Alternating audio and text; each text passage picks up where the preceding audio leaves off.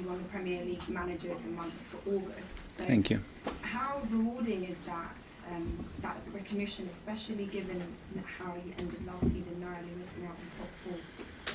Yeah, it's great. I think it's a sign, obviously, that the team is performing well. The team is winning football matches, and as a consequence to that. So thank you to all the people that is involved at the club that contributes on our daily basis to make our job easier and possible, and obviously to the players who are at the end of the day the ones on the field making a difference and help us to win the games, and our supporters. So thank you very much. Can we get some team news, please? Are there any updates in particular? Thomas Partey, Zinchenko? Unfortunately, the updates will be tomorrow when we have the last training session, and today is not much to give. Now, when you play on Sunday, it will be the first game since your Europa League fixture against FC Zurich. Are you at all concerned about the loss of momentum going into it? It's what happened. It was obviously for a really important reason, and we are always available to play, but there are police, there are authorities, and other people have to make the right decision, and the decision was made, and we have adapted our schedule to be as competitive as possible for Sunday, and like any other team. Looking ahead to the game against Brentford now, you of course know how challenging it is playing against them. How much of a challenge is it when you consider their opening 6 games that they've managed to come back on 3 occasions from behind to pick up a point? Well, I think they are a really good side. I think what Thomas and the staff they've done there, not only this year, over the years, I think is remarkable. The way they have performed and the result they got against the top clubs as well, especially at home, just sets the tone and what is going to happen on Sunday, and we are very aware of how difficult it's going to be to beat them. Thank you, and the best of luck. Thank you. Sky. Hi, Mikel. Hi. We haven't seen you since the passing of Queen Elizabeth II. Just wanted to see if you had a message. Well, I think it's phenomenal what the country has done. I think it shows the level of respect and admiration and the legacy that the Queen has left in the lives of so many. And I think it was very emotional, and coming from a different country culture to see that reaction, it was pretty special. So I think it tells a lot about who she was and what is left behind her. Absolutely.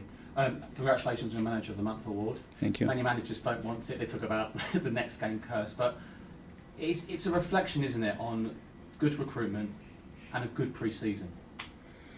It's a reflection of everything, and you can have those two things, and then you can lose football matches, and you're not going to get this award. At the end of the day, it's about being consistent and trying to get all the right decisions every single day, and then put them as much as possible in football games, which at the end decide the momentum of a football club. Obviously, you're going to check on the players with another training session tomorrow, but I want to talk about Emile Smith-Rowe. There was a video that he sort of had some discomfort in the warm down after Manchester United. Can you give us more on that? And he looked visibly upset at some point.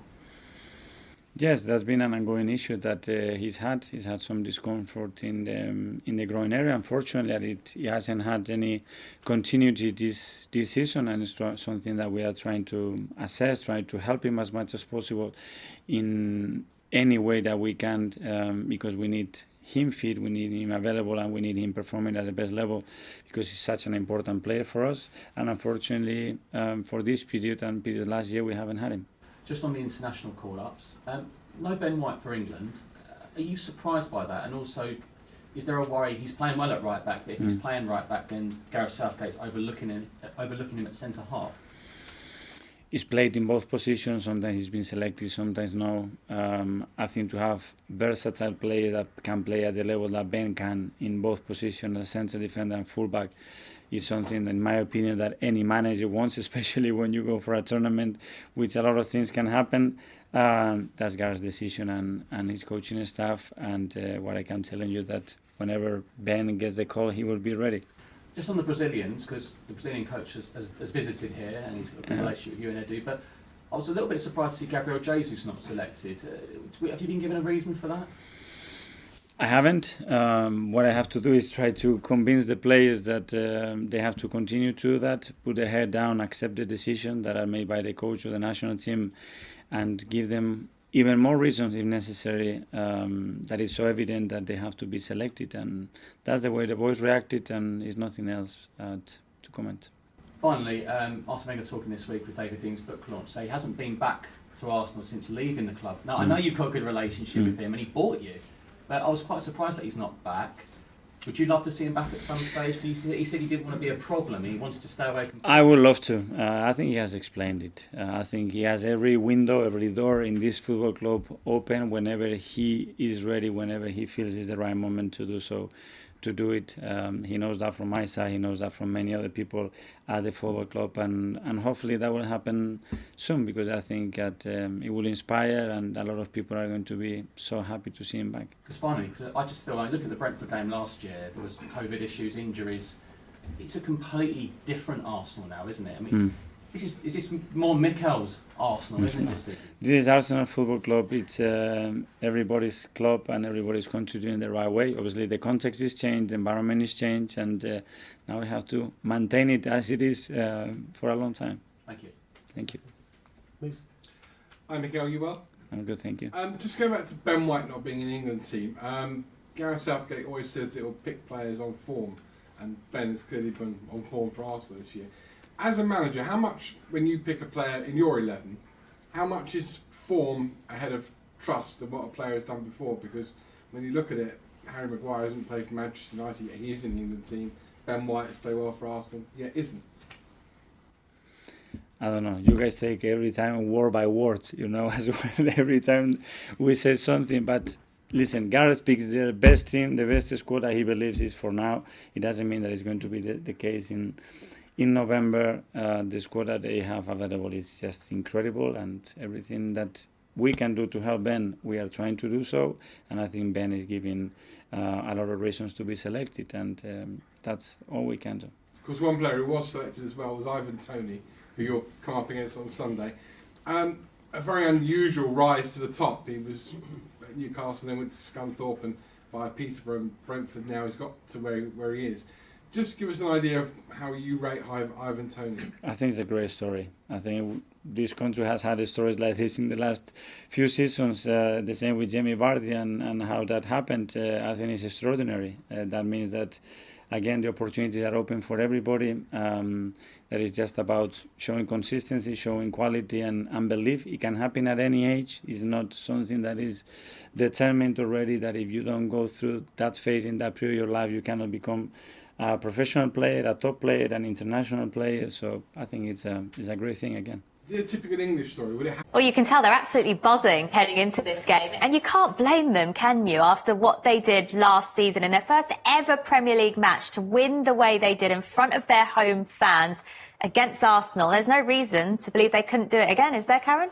No, not at all. I mean, I was there for that first game, and it was just honestly so unreal. The fans, it was just electric, and how the stadium's built, it's built like an amphitheatre, so when the crowd you just heard him, it was just so loud. And I know Arsenal had their circumstances, a few players missing, but wow, they got bullied that day, and it was all about Brentford. But fast forward, this is a different Arsenal team now that they will face, but it's still the same stadium, still the same manager, and still the same energy from Brentford, that from that first game to now that we've seen in the Premier League. They've been brilliant since they've come up.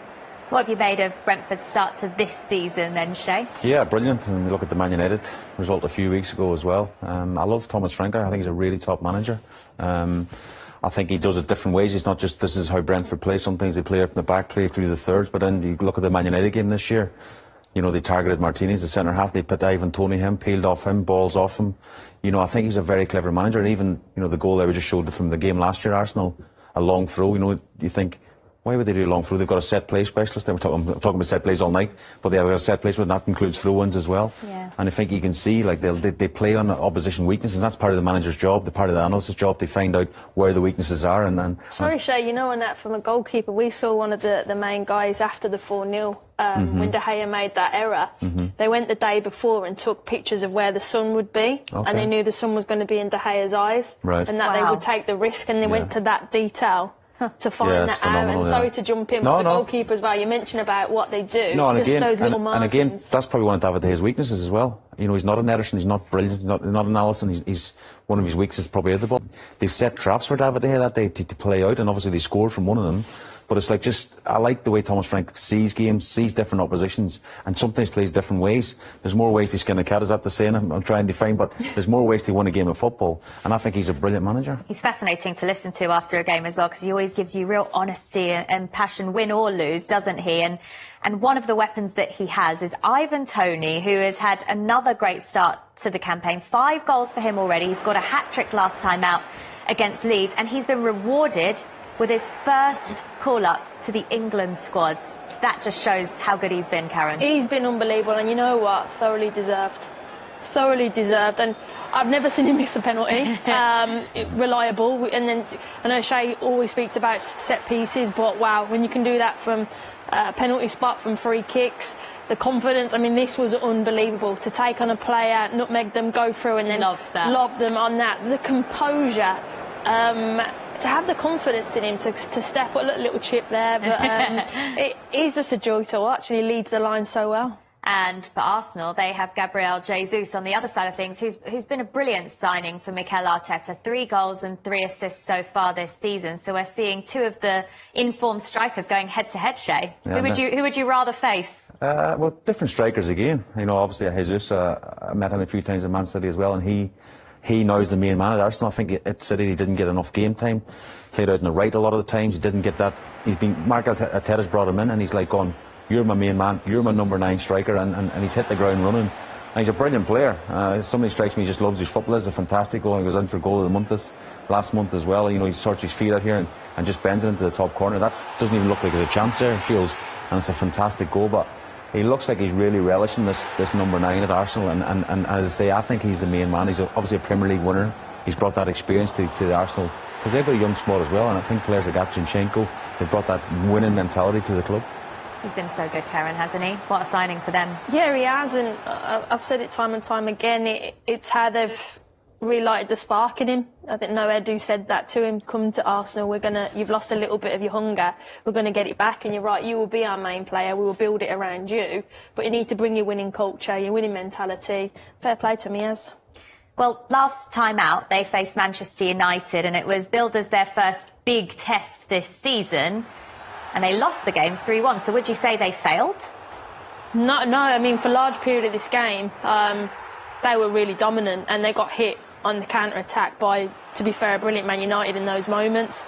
They got back at this point, and they're probably naive in a couple of these situations. This is the counter-attacks that they got done on, but for large periods, 60 minutes, they were outstanding, and just left these spaces in behind and got punished. But I think Arteta would have been obviously bitterly disappointed with the result, but the performance, I think he could take away. There's only small issues that they needed tweaking, but I've been really impressed with them. Yeah, despite that defeat, Shay, they still remain top of the Premier League. Lots of reasons for Mikel Arteta to be Premier League manager of the month. It was 5 wins in 5 before the Manchester United defeat. So can they genuinely challenge for the title? Well, that's the question. You just said it as well before. They went to Man United, the first real test of the season. I know it's always a test every week, and they failed it. So then people in general, not Arsenal fans, but a lot of people go, when it goes into the winter months, will it be the same old Arsenal, go to wherever, Forest or whatever club, and not win the game? Because they've had such a brilliant start, confidence is high. Now they've took a knock at Man United. Can they bounce back on Sunday against Brentford? As we know from last season, it's going to be a very, very tough game. But I just think Man City would be too strong for any club this year. I really do. They're a point behind now, of course, and I just think... But Arsenal, if they get back in the Champions League, then I think that's a very big season for them. And they've got the North London derby after the international break, Karen. Something to look forward to there for their fans. Absolutely, that is going to be really, really tasty. I'm actually really looking forward to that. And I think you're right, I don't think they can really challenge for winning the Premier League, but it's an interesting period for them when they do start playing Thursday, Sunday in Europe, and how they compete with that. But they're doing really well so far. I think that it's as valid to have an emotional reaction to somebody who is a symbol for a lot of people as well. And that's maybe part of the job that he filled for Manchester United last season when everything felt flat and depressing. Yeah. Ronaldo was there for fans to kind of to cling on to as their light. But you mentioned, and I think you've both talked about Aubameyang, and a similar situation. It's not exactly the same, but a similar situation at Arsenal. And it feels as though there are parallels to be drawn with what Manchester United are doing now with Ten Hag and Ronaldo, and what happened with Arsenal under Arteta with Aubameyang. Cristiano's never late though. He's and always young early. players. So there's not that He's parallel. not going to get stuck in his car on the high road in the middle of North London. But there are kind of parallels there, and it's about very much trusting the process, even when there are bumps, as there were in the match against Manchester United. Yeah, but like then you have to have a manager that's brave enough, and like Darren rightly said, they've given him the keys to go to do your stuff. They've done the same with Mikel, and you've got to understand that when Aubameyang, we weren't doing very well, when Aubameyang was doing everything what he was doing, dropped him late for meetings, whatever it was, in front of those young players, youngest squad in the league, Mikel had to, regardless of what he's doing in respect of scoring, make a decision for the team and the progression of the team and where the team are now to where they were then. And that is what his vision was. He's seeing the team now balanced, working hard, all working for each other. And under Aubameyang, not only could he maybe, if everything what we've seen and what we've heard is right, then he would have disrupted it. I'm not saying Cristiano would disrupt it, because Cristiano is very much about making sure that he's performing at his best. But I admire both of these managers for making the decisions for the necessity of the whole team. And as much as Leanne's saying, you can't get too carried away, it's 4 wins on the bounce for Manchester United, there's a feel-good factor, it looks as though progress is being made. It's not a time to get carried away. Equally, for Arsenal, or maybe in the opposite sense for Arsenal, is it you don't want to be too despondent about one defeat in this run? No, I think the Arsenal fans have been very calm about yesterday, because like I say, we went there and I think we controlled it for a long period of time. We know that Man United can play on the break and are very dangerous on the break, and they've got real skillful exponents in respects of counter-attack. Christian Eriksen's first-time balls, Bruno Fernandes's first-time ball, Rashford's pace. You know, that is going to cause any team problems. And if we, like we didn't do yesterday, you're going to close down someone like Bruno Fernandes. If you're not going to get close enough, if Martin Odegaard's not going to get close enough to Eriksen to stop him doing, then you are going to get punished. And that's what they did. Because now we know that Man United have got a set way of playing. Arsenal, with their young team, have got to be more disciplined in what they're doing. When we went to 1-1, thinking, what we're pushing for? Let's calm, let's bring them on, play the ball around, bring Man United onto us, and then bam, we've got the same kind of pace to beat them. And it didn't happen. And that's what Mikel was more worried about. And that's what we've got to learn as a young side. Also, in a month's time, we're going to be sitting here going, it's a big October for Arsenal. They've got the North London derby, they've got Liverpool, they've got Manchester City, and then Europe starts to come into play as well. Though, I think, because obviously they haven't had the strongest opposition they've been going against. But the Fulham game, for example, I don't think Arsenal win that last year. Well, you can see the progression that they're making. With all of these teams that we started, there's no way last season and the way we've been playing, you go into those games confidently, yeah, we're going to get something here and there. Those games, it's a different Arsenal. There's more spirit and drive and fight and intensity. And they've won all of those games, whereas 2 or 3 of those games you lose last season. There's a different mentality, which is brilliant. It's progress. So nobody's getting too carried away on either side. Not too much cause for concern.